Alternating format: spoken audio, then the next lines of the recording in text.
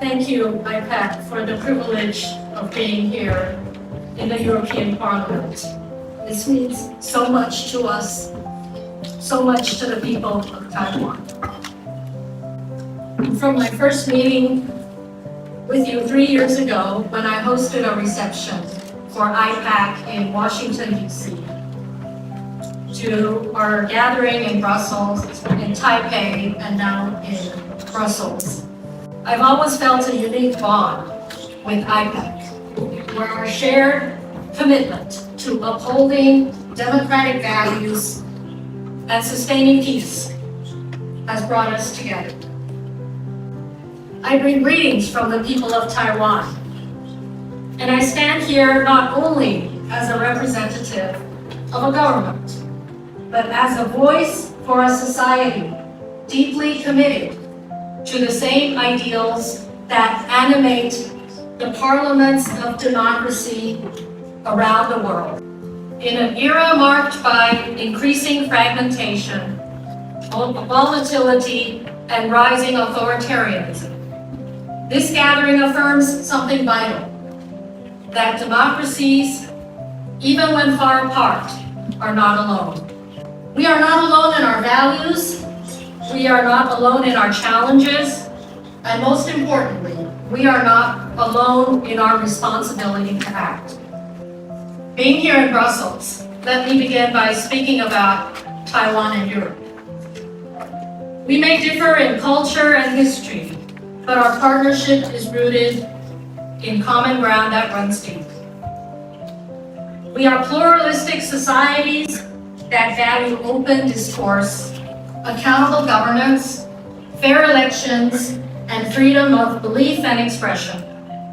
We believe truth is not dictated by algorithm or autocrats, and that international rules are not amended. They are the foundation for peaceful coexistence. Europe has defended freedom under fire, and Taiwan has built democracy under pressure.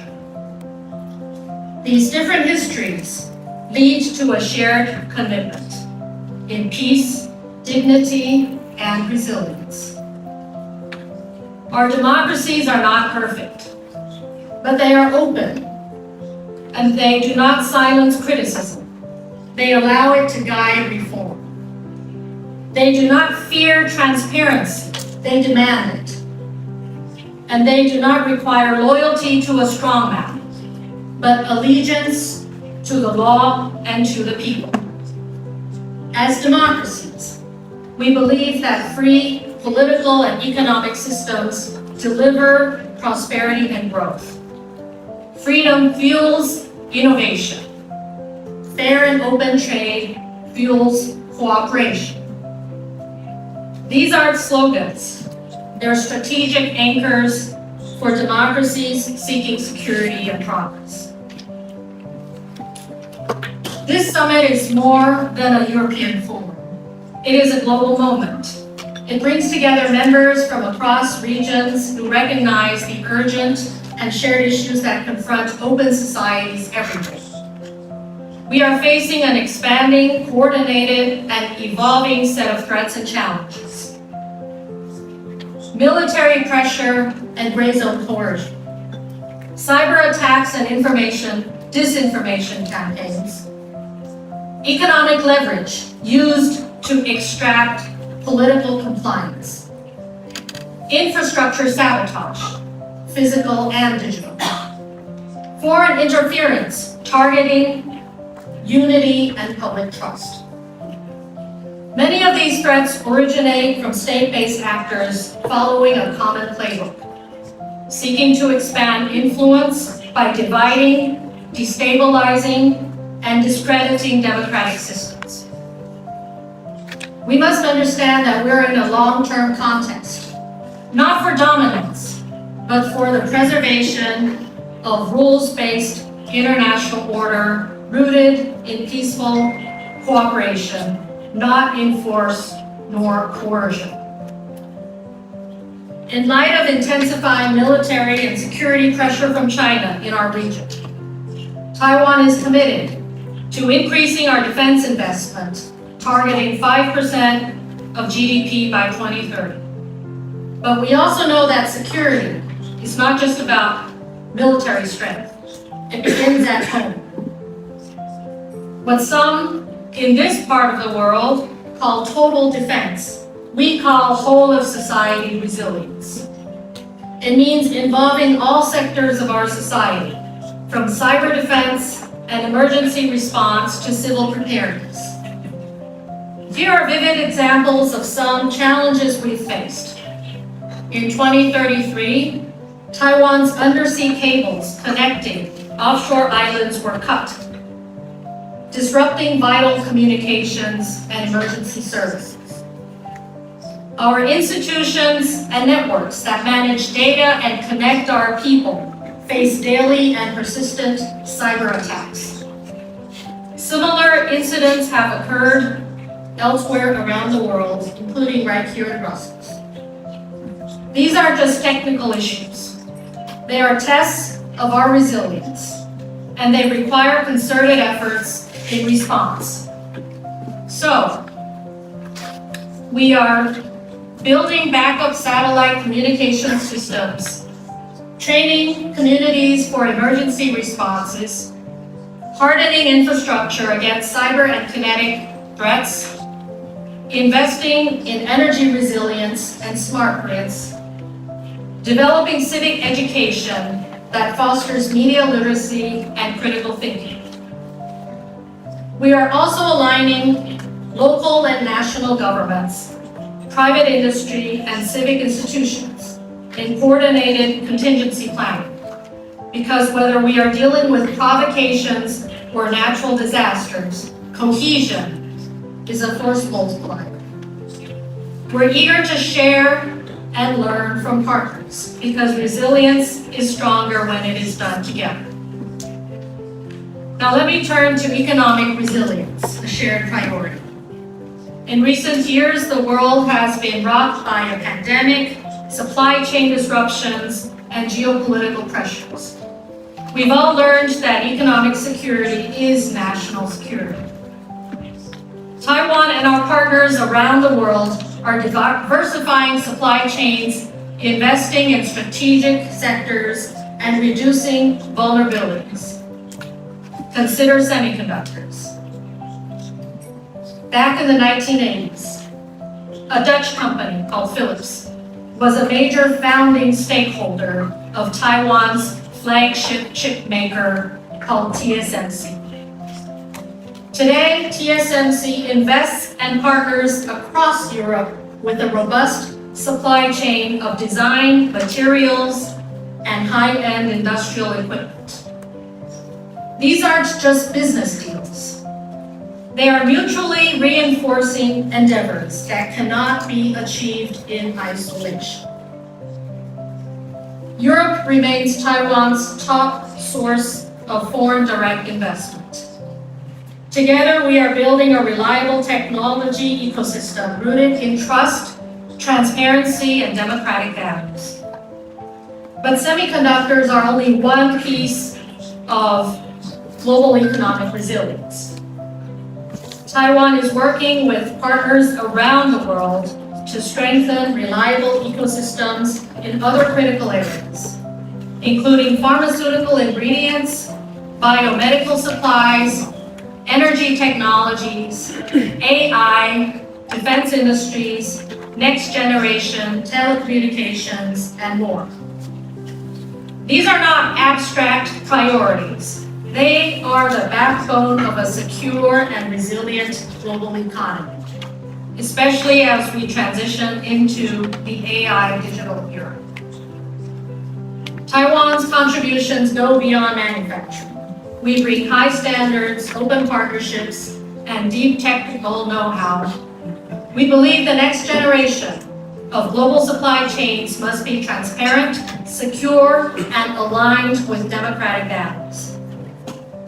So let me say this clearly. Taiwan is not just relevant. It is indispensable to the global conversation on peace, prosperity, and the future of democracy. Taiwan matters to the world for at least three core reasons. First of all, we are a thriving democracy. Taiwan proves that democracy can thrive in Asia. Despite pressures inside and out, we continue to hold free elections, safeguard civil liberties, and support pluralism in our society. We have demonstrated that democracy can be a choice that works wherever people are free to make it. Secondly, Taiwan plays an important role in the interconnected global technology supply chain. We are a critical global economic player. We make chips and components that power your phones, cars, medical devices, and defense systems. Taiwan also produces computers and servers that enable your AI data centers to function. As Professor Igata just emphasized, cross-strait stability is not only a regional concern, it is a cornerstone of global prosperity. And Taiwan's role in preserving peace and maintaining economic continuity in this vital corridor cannot be overstated. Despite being excluded from international organizations, Taiwan has stepped up. We contribute to humanitarian aid, to disaster relief, to public health and SDG goals around the world. We uphold global standards even when we are not allowed a seat at the table. Taiwan's presence strengthens global efforts. Taiwan matters, not because we are a victim of coercion, but because the integrity of the international system and global prosperity depend on a strong and free Taiwan. As Ipac members, you have stood with Taiwan, and we look forward to deepening our collaboration in at least 4 areas. First of all, trade and tech cooperation. Build trusted supply chains, expand dialogue on AI and digital cooperation, and invest in talent for democratic innovation. Together, we need to shape the standards and norms of the next technological era. Second, whole of society resilience. Share best practices in defense, cybersecurity, infrastructure, disaster relief, sheltering, counter disinformation, and civil readiness. Let's ensure that our societies are not only protected, but better prepared. Third is global inclusion. As you have done, please continue to support Taiwan's meaningful participation in international organizations, including the WHO, ICAO, Interpol, and more. Push back against distortions and misinterpretations of historical documents that have been used to unjustly block Taiwan's participation. And fourth is peace in the Taiwan Strait. Uphold the principles that are common expectations of humanity and of the UN Charter, which prohibits the threat or use of force to resolve disputes. Peace in the Taiwan Strait is essential to global stability and economic continuity, and international opposition against unilateral changes to the status quo by force cannot be overstated. These aren't favors, they are constructive partnerships. A stronger Taiwan means a more stable Indo-Pacific. And a stable Indo-Pacific will bring about a safer world. A few months ago in Taipei, Ipac members gave me a calligraphy gift with the Chinese words, 得道者多助, which is an axiom from the ancient philosopher Mencius, literally meaning those who take the right way get a lot of help. It is an assertion that righteousness, justice, and moral integrity will naturally attract widespread support and assistance. When it comes to international participation, things have been so hard for us Taiwanese. And yet, Taiwan has always sought to be a force for good in the world. And we are grateful to all of you for your continuing support. We don't just want to survive, we want democracies to thrive. We're not just defending what we have, but building what we want the future to look like, where free people and societies are more connected, more united, and more capable, and of course, stronger together. Taiwan is ready to work with all of you. Together, we can ensure that freedom not only endures, but prevails. Thank you.